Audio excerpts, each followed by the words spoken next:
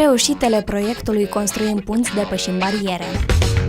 100 de arbori au fost plantați pe malul Nistrului de o echipă comună de 30 de tineri, care au salubrizat de asemenea traseul Napadova-Sănătăuca, Mănăstirea Japca-Bursuc și au amenajat zona riverană pe o lungime de 25 de kilometri. 13 granturi mici în valoare totală de 100.000 de euro au fost oferite unor proiecte comunitare comune. 150 de copii cu cerințe educaționale speciale au participat la 3 ateliere de creație, organizate la Chișinău și Tiraspol, și au prezentat peste 200 de obiecte de artă, ceramică, meșteșugăriți și jucării.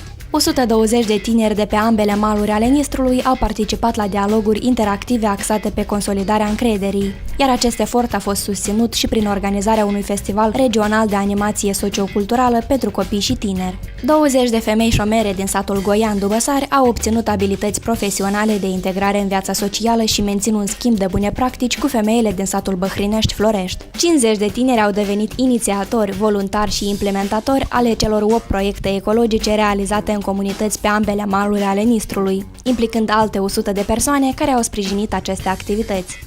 250 de tineri de etnie romă au beneficiat de consultanță și asistență juridică. 57 de tineri de pe ambele maluri ale Nistrului și-au împărtășit experiența de voluntariat și de realizare a campaniilor sociale. 50 de manageri școlari și-au îmbunătățit abilitățile în managementul proiectelor și au realizat 6 inițiative școlare. Alți 50 de tineri s-au implicat în proiecte comune după instruirile axate pe elaborarea proiectelor. 50 de adolescenți au promovat printre semenii lor mesajele unui mod de viață sănătos, cu accent pe sănătatea reproducerii. Alți 20 de tineri voluntari au realizat activități în domeniul prevenirii și combaterii HIV-SIDA la nivel comunitar. 50 de persoane aflate în dificultate, victime ale abuzului și violenței de pe ambele maluri ale Nistrului, au beneficiat de asistență socială. Cele 7 vizite de studiu efectuate în Belgia, Bosnia și Herțegovina, Cehia, Cipru, Franța, România și Rusia au reunit 70 de participanți din Republica Moldova și regiunea transnistriană a țării. 5 studii inițiale axate pe situația societății civile din regiunea transnistriană, respectarea drepturilor minorităților, percepția și atitudinile oamenilor, respectarea dreptului la educație și respectarea drepturilor omului au fost realizate în cadrul proiectului.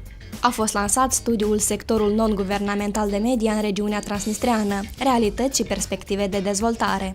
Portalul regional www.infomost.org, creat în cadrul proiectului, a înregistrat peste 1,5 milion de vizite în primul an de lansare.